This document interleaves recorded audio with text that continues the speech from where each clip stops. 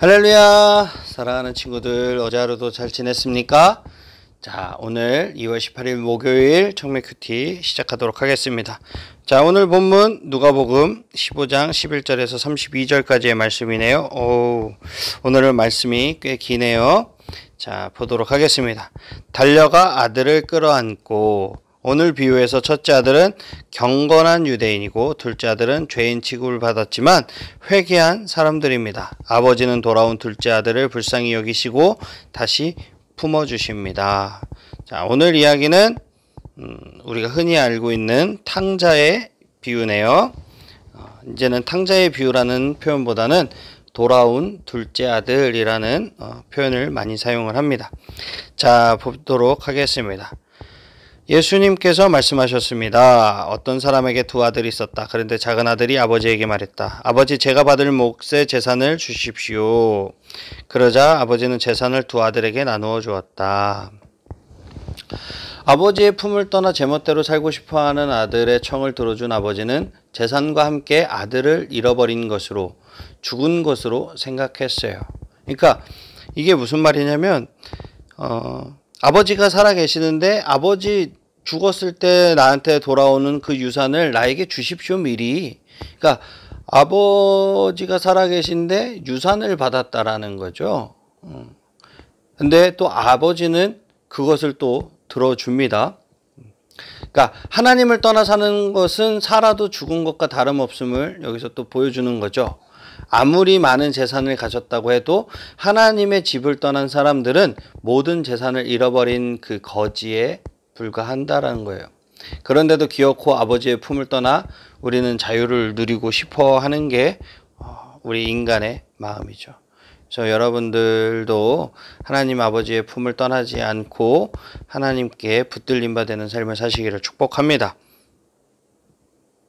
자, 13절부터 또 보도록 하겠습니다. 며칠 뒤 작은 아들은 모든 재산을 모아서 먼 마을로 떠나버렸다. 아예 집을 나가버렸죠.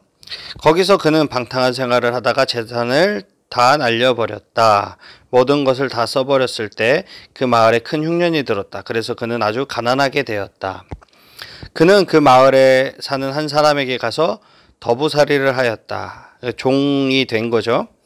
집주인은 그를 들판으로 보내 돼지를 치게 하였다. 그는 돼지가 먹는 쥐엄나무 열매를 먹어 배를 채우고 싶은 마음이 간절했다. 그러나 주는 사람이 없었다. 그러니까 돼지가 먹는 그 쥐엄나무 열매조차도 먹을 수가 없었던 거예요. 그제서야 그는 제정신이 들어 말했다. 내 아버지의 품꾼들에게는 양식이 풍족하여 먹고도 남는데 나는 여기서 굶어 죽는구나. 그러니까 둘째 아들은 허랑방탕한 생활로 그 엄청난 양의 그 유산을 다 써버리고 자유마저 잃어버린 노예 신세가 되어버렸어요. 다행히도 그 속에서 아버지의 집의 그 풍요로움과 자신의 정체성을 깨닫고 아버지께로 돌아가기를 이제 결심을 하게 되는 거죠. 그래서 오늘 우리의 삶의 궁핍함과 고달픈 현실 속에서 우리는 무슨 생각을 하고 있는지, 또 어디로 가야 할지 그런 방향을 잡으시는 여러분들이 되시기를 축복합니다. 아멘. 18절부터 더 보도록 하겠습니다. 일어나 아버지께 돌아가 말해야겠다. 아버지, 저는 하나님과 아버지 앞에 죄를 지었습니다. 저는 더 이상 아버지의 아들이라고 불릴 자격이 없습니다. 저를 아버지의 품꾼 가운데 하나로 여기십시오. 그러니까 잘못된 것을 아는 것에서 그치지 않는 거죠. 일어나는 행동, 이 행동의 전환이 있어야 된다는 것입니다. 내 허물을 고백하고 일어나 하나님께로 돌아와야 살 수 있다라는 이야기죠. 20절 더 보도록 하겠습니다. 그 아들은 일어나 아버지에게로 갔다. 그 아들이 아직 먼 거리에 있는데 아버지가 그를 보고 불쌍히 여겨 달려가 아들을 끌어안고 입을 맞추었다. 이 방탕한 아들이 돌아오기를 기다리시면서 그가 돌아왔을 때 달려가 환영하는 그 사랑의 아버지, 이것이 우리 하나님의 마음이죠. 집을 나간 아들을 그리워하는 아버지, 마침내 그가 거지 몰골로 돌아오고 있을 때에도 아들임을 알아보시고 반기시는 아버지, 이토록 넓으신 우리 하나님 아버지의 품으로 이제라도 일어나 돌아가시기를 축복합니다. 21절 보도록 하겠습니다. 아들이 아버지에게 말하였다. 아버지, 저는 하나님과 아버지 앞에 죄를 지었습니다. 저는 아버지의 아들이라고 불릴 자격이 없습니다. 그러나 아버지는 종들에게 말했다. 서둘러 가장 좋은 옷을 가져와서 아들에게 입혀라.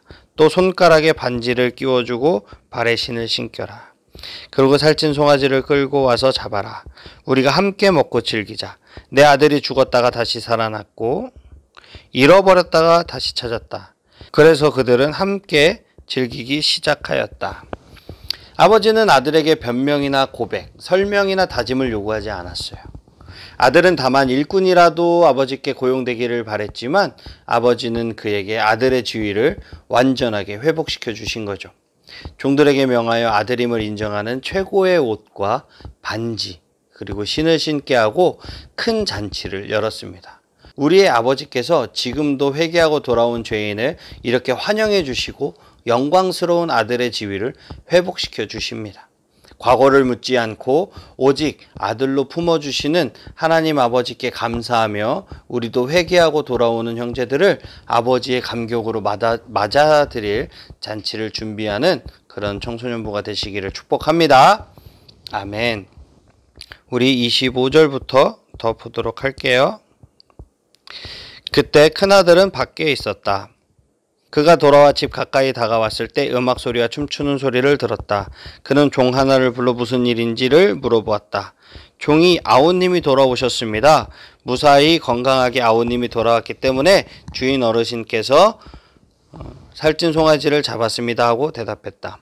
큰 아들은 화가 나서 집에 들어가려고 하지 않았다. 그의 아버지가 밖으로 나와 큰 아들을 달랬다. 큰 아들은 아버지에게 말했다. 보십시오. 저는 수년 동안 아버지를 섬겨왔습니다. 그리고 한 번도 아버지의 명을 어기지 않았습니다. 그런데 아버지께서는 한 번도 저를 위해서 친구들과 즐기라고 염소 새끼 한 마리도 주신 일이 없었습니다. 그런데 창녀들과 함께 아버지의 재산을 다 써버린 아들이 집에 돌아오니까 아버지께서는 그를 위해 살찐 송아지를 잡으셨습니다. 이 맏아들은 아버지가 공평하지 않다면서 화를 내고 있는 거예요. 자기는 아버지를 위해서 집에 머물면서 노예처럼 일했지만 작은 잔치 한번 열어주지 않고 모든 재산을 허비한 이 둘째 아들을 위해 큰 잔치를 열어주었기 때문이죠.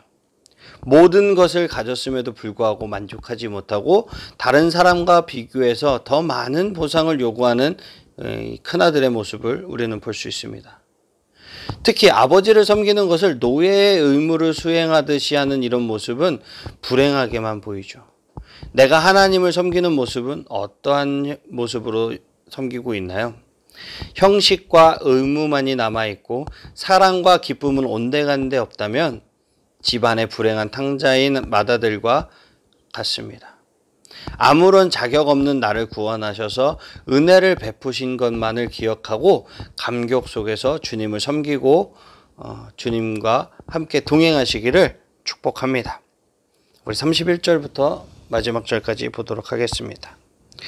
아버지가 그에게 말했다. 아들아, 너는 언제나 나와 함께 있었으니 내가 가진 모든 것이 내 것이 아니냐. 내 동생은 죽었다가 다시 살아났고 잃었다가 다시 찾았으니 우리가 즐거워하고 기뻐해야 하지 않겠느냐. 아버지와 함께 있는 것 자체가 내가 누려야 할 가장 큰 기쁨인 거예요. 그러니까 이 비유는 예수님께서 그 바리새인과 서기관들의 잘못된 그 구원관을 바로잡아 주시기 위해서 이 맏아들을 등장시켜서 하나님의 구원 사역을 설명해 주시는 거예요. 이 종교 지도자들은 맏아들처럼 자신들이 행한 선행과 순종의 근거에서 구원을 받을 수 있다고 생각한 거죠. 그러나 예수님은 세리와 창기처럼 절대로 구원받을 자격이 없는 것 같은 사람들이 오직 하나님의 자비하심의 근거에서 구원받은 것을 강조하십니다.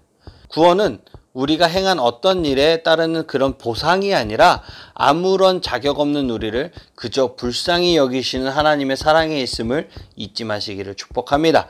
오직 그 은혜만을 생각하며 하나님을 찬양하시기를 축복합니다. 그러니까 여기서 이신칭의가 다시 한번 등장하는 거예요. 우리는 절대로 구원받을 자격이 없지만 하나님께서 의롭다 칭하심으로 우리가 구원을 얻은 것입니다. 예수님은 맏아들 같은 이런 지도자들을 책망하시지만 내치시지는 않고 하나님의 은혜 사역에 동참하도록 초청하시는 거예요. 아버지는 맏아들이 둘째 아들을 가리켜 당신의 이 아들이라고 말한 것은 내 동생으로 바꿔 말하면서 회개하고 돌아오는 죄인들을 형제로 받아들일 것을 간곡히 요청한 것입니다. 우리 교회 공동체도 복음 전파를 통해서 당신의 아들로 이렇게 막 편을 가르는 것이 아니라 내 동생, 나의 형제로 영접하여 하나가 되는 기쁨의 잔치가 되기를 축복합니다. 아멘.